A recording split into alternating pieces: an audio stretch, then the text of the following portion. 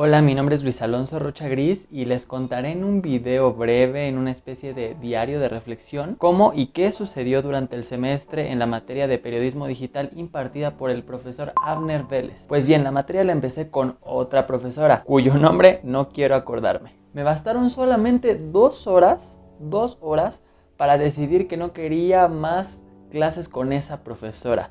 Prefería un profesor que me pudiera impartir el conocimiento que realmente necesitaba para desarrollarme correctamente en cuanto a mis habilidades de periodista o futuro periodista, ¿no? Yo al profe Abner ya lo había estoqueado. Como sabrán, cada semestre sale un desplegado de todos los profesores que puedes elegir en cada una de las materias. Entonces yo como alumno siempre estoy revisando las opciones que hay y me topé con el profe Abner. Me dio una muy buena primera impresión. Me topé con su página en Facebook y hacía esta especie de notas y le hablaba a la cámara como tipo blog. Entonces se me hizo algo muy moderno para lo que normalmente los otros profesores nos tienen acostumbrados. Me gustó la seguridad que demostraba y además que no dejaba de lado la información, lo noticioso. Por suerte entonces alcancé a meter la materia con este profesor en el proceso de altas y bajas. Alcancé el último lugar. Y bueno, para la primera clase de las 9 de la mañana yo ya estaba ahí puntual para tomar la clase con este profesor. Quedé en shock. Por mi cabeza pasó este profe se ve tranquilo, se ve relajado, ya me lo eché a la bolsa, ya saqué el semestre con 10. Pues no, desde el día 1 me enteré de un ensayo, de un libro que se llama Cómo escribir para la web, la creación de un portal web de noticias, que descargar la app de Classroom para hacer todas las tareas pendientes que tenía, en fin, un montón de cosas y yo de vaya cambio que acabo de hacer. Y por si fuera poco, además, un examen final que iba a involucrar todos los conocimientos que vimos que veríamos durante el semestre con el profesor. Entonces, la verdad es que estaba un poquito arrepentido, ¿no? O sea, pensé que eran estos profes que nada más te aventaban los kilos de tarea y bueno, ya, háganle como puedan. Pero bueno, el punto es que rápidamente me hice un equipo para hacer mi portal web con mis compañeros Mario, Emanuel, Jair, Ailín y yo. Todos teníamos intereses súper diferentes, lo que nos complicó al principio pues darle estructura a nuestro portal web. Trabajando juntos parecíamos el típico caballo que empieza súper bonito dibujado y luego ya lo terminan de milagro. Pues esos éramos nosotros trabajando en equipo. Ailín era la parte seria del portal, ella escribía sobre política, sobre temas la verdad relevantes e importantes. Pero de repente teníamos a Mario y a Yair escribiendo sobre videojuegos, dinosaurios, cosas muy extrañas. Yo solamente quería hablar de fútbol, entonces imagínense ahí la mezcolanza tan extraña que se hizo. Regresando a las clases, pues eran muy peculiares. Realmente te sentías parte de una junta editorial. Llegabas tempranito acompañado de tu café o en su defecto atole, frutita, chilaquiles, torta aplastada, en fin, lo que tú quisieras, tú llegabas, pero puntual. Deportes, espectáculos, la de 8, nacional, internacional, nuevas propuestas digitales. Todo esto seccionado en el pizarrón. Y nosotros como alumnos trabajamos en conjunto para llenar de noticias nuestro supuesto portal web. Tú ya tenías que traer las noticias frescas, checar en Twitter, checar en periódicos, no sé, en alguna página de noticias. Tú ya tenías que llegar a clase con las noticias leídas. Pero lo interesante era realmente hacer contenido de una manera innovadora. Claro, luego de la aprobación del jefe editorial, que este jefe editorial iba siendo rolado, iba siendo electo con el pasar de las clases. Entonces no siempre era el mismo, iba cambiando cada clase, ¿no? Para que todo el mundo tuviera la práctica de ser pues un jefe en este medio. Piensa en digital. Es la frase que más me marcó del semestre. Nos olvidamos de los formatos impresos planos clásicos que nadie quiere leer. Aquí voy a hacer un paréntesis.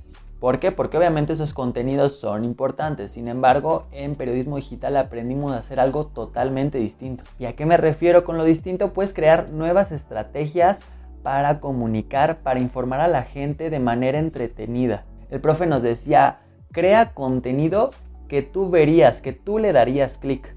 ¿Qué te gusta ver cuando estás en Facebook, en Twitter? ¿Qué te gusta ver en las redes sociales? De esto se trataba. ¿Y más o menos de qué tipo de contenido hablo? Pues ya saben, líneas del tiempo.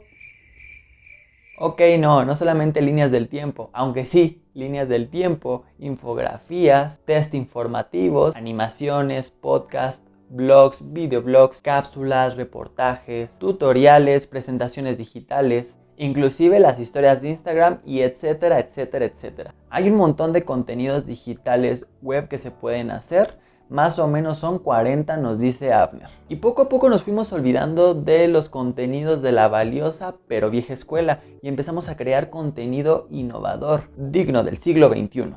En fin, aprendimos que el periodismo digital es aún más breve que el periodismo electrónico y obviamente mucho más que el impreso. ¿Por qué? Porque explota las herramientas de audio, de video, imágenes y el texto. Claro, también tiene sus desventajas porque el nuevo periodismo, o sea, el periodismo digital, se presta para la creación de un montón de fake news, ¿no? Y a veces vemos noticias que realmente no están completas, simplemente se enfocan en tener los portales el clic, por esta necesidad precisamente de los periodistas que tenemos de comer, de llenar nuestro portal de visitas. Entonces pues llenamos las páginas con lo que sea, simplemente para ser los primeros en informar algo. Pero precisamente una de las mayores virtudes que tiene es la inmediatez, la rapidez que tienes para informar a la población, si se hace de la manera correcta. Además del alcance que tiene, es decir, lo viral que se puede hacer tu noticia en cuestión de minutos, segundos. Obviamente depende de lo interesante, de lo relevante que se esté informando. Aprendimos que todo el contenido digital es editable y además se trabaja de la mano de diseñadores y programadores web.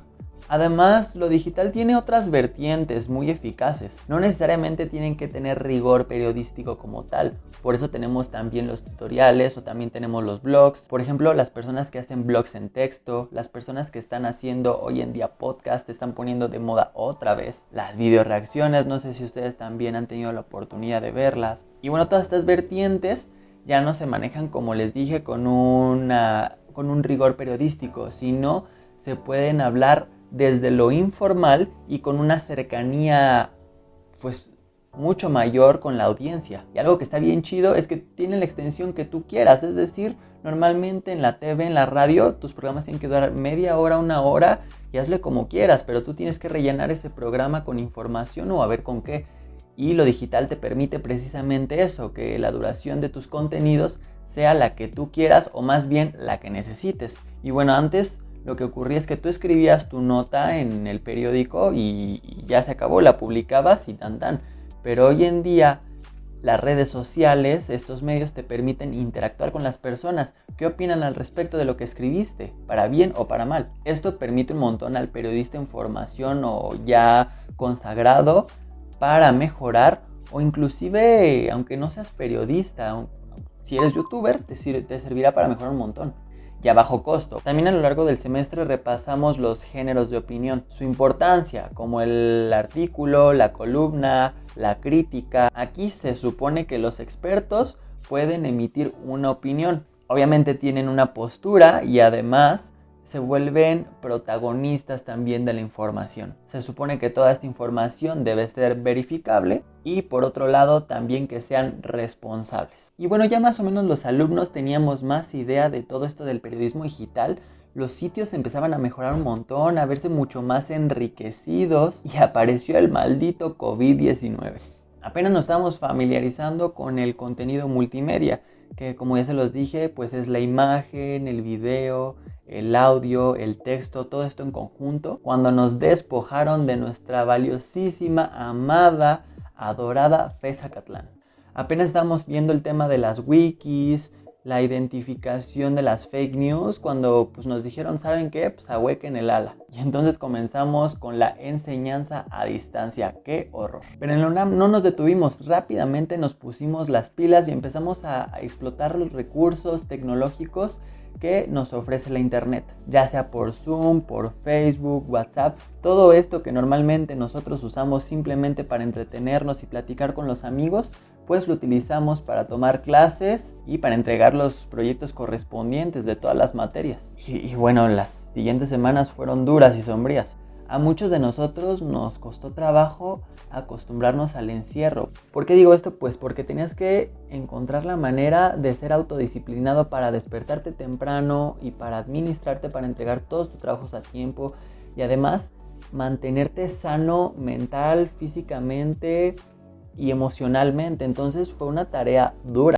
Y entonces en lo que nos acoplábamos a todo esto, de repente ya teníamos que ir leyendo el libro para el siguiente ensayo, este libro de Rivapalacio que se llama Manual para un nuevo periodismo. No obstante, nosotros a las 9 de la mañana, martes y jueves, teníamos que estar constantemente en nuestras juntas editoriales para cumplir contra nuestro periódico virtual imaginativo, pero que sirvió muchísimo porque cada vez éramos más ágiles, más hábiles para imaginar nuevo contenido o crear nuevo contenido, ¿no? Cada vez teníamos ideas más frescas, más puntuales de lo que queríamos hacer o nos gustaría ver en la red. Todo esto dio pauta para que iniciáramos con un nuevo tema que es el marketing de contenidos. Crear, generar y distribuir excepcional contenido con valor noticioso para usuarios y clientes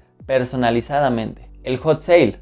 Treparse a las tendencias. ¿Para qué? Pues para que tú seas ese puente que debe de haber entre lo que está sucediendo en el mundo, o sea, las fechas importantes, y así crear contenido de calidad. Por ejemplo, ahorita con lo del COVID-19, yo soy súper futbolero y entonces no había manera de jugar fútbol. Pues, ¿qué hago? Hago un contenido sobre las 5 series más populares de Netflix de fútbol. Pero no solamente es hacer contenido al ahí se va, sino me refiero es qué hacemos y cómo lo hacemos. He ahí lo importante. Y es ahí cuando Typing, nuestro sitio, nuestro portal web, adquirió realmente una personalidad. Un sitio que se interesaba en los videojuegos, en lo geek, en lo tecnológico, pero también en los deportes y en las noticias de real importancia en el mundo. Sin embargo, siempre conservando un estilo para comunicar las cosas, un estilo de escritura. Que las personas siempre que leyeran una nota, vieran un video, escucharan un podcast, dijeran, esto le pertenece a Typing, a eso nos referimos. Y al principio, como les conté, a los integrantes de este equipo en el portal les interesaba hablar de temas pues muy específicos y que pues parecía que solamente les interesaba a ellos, ¿no? Pero después de estas últimas clases, pues aprendimos a hacer este contenido que sí nos gusta, pero también para las demás personas. O sea, que no solo se quedara para nosotros, sino hacerlo interesante para los demás. Gracias a ello pudimos continuar y ahora ya con mucho más confianza. Si bien aún no tenemos un contenido viral en el sitio y tampoco hemos comprado propiamente un dominio, con constancia y trabajo duro cada vez estaremos más cerca de alcanzarlo. Y no solo hablo de un trabajo escolar, sino me refiero a llevar esto a cabo a nuestras vidas profesionales, cuando ya estemos en el mercado laboral. Comprendimos también la importancia del periodismo especializado. ¿Quién nos lee? Conocer a nuestro público. Porque cuántas veces leemos, por ejemplo, noticias sobre finanzas, pero no tienes idea de los términos que se manejan, como el ISR, el IVA, saberlo explicar con peras y manzanas. Y además de estas valiosas clases, creo que todos nos llevaremos a nuestros recuerdos estas valiosas conferencias que tuvimos. Una de ellas con Pedro Pablo Ibarra, quien dirigió la película A la Mala y además ha dirigido un montón de comerciales de talla internacional. O por ejemplo también tuvimos una charla muy interesante con Odette Ruiz, que es una CEO muy importante en México y pues ahorita trabaja en Televisa Radio. Hoy en mi 8º semestre la verdad es que me siento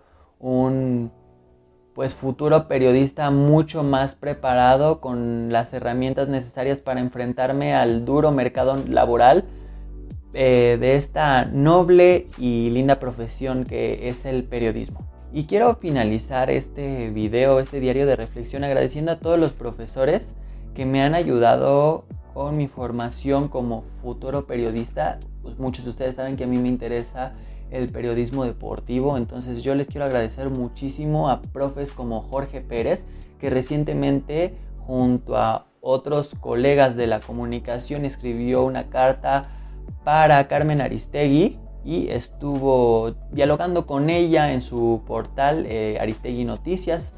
Ese profe nos enseñó a citar fuentes de manera correcta, a saber hacer investigaciones con precisión. Entonces yo le agradezco muchísimo todos los conocimientos que me brindó cuando tuve la oportunidad de tomar clases con él. Flor Guerrero, que fue mi primera profesora en la escuela, pero me enseñó a realmente saber escribir, tener una buena redacción, tener un buen estilo en la redacción, sin faltas de ortografía, gramática, etc. Además tuve una clase de reportaje muy enriquecedora con ella más adelante. Adolfo Israel, que a pesar de que apenas lo tuve este semestre, nos habló sobre la importancia que tiene la literatura en el periodismo. Entonces yo agradezco muchísimo a él para invitarme a leer libros literarios. A mí realmente no me encanta leer, pero gracias a este profesor he empezado a hacerlo por gusto, por iniciativa propia. Avner, porque definitivamente no es un profesor egoísta. ¿A qué me refiero?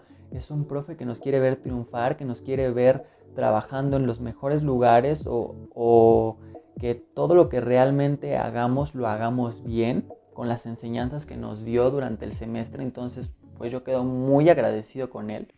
Y agradezco también que nos haya invitado a leer estos dos libros, sobre todo el de Riva Palacio, que redignifica muchísimo la profesión del periodista, que es como este libro es como el ABC, como un libro obligatorio para toda la gente que le interesa el periodismo. Es un libro vital para hacer periodismo de calidad. Hay mucha gente que se ha dedicado a demeritar la carrera del comunicólogo, del periodista, de desprestigiarla. Y entonces gracias a autores como Riva Palacio te das cuenta de la importancia que realmente tienen, de la importancia que tiene esta profesión. Y yo no puedo asegurar que todo mi camino desde ahora sea de color de rosa.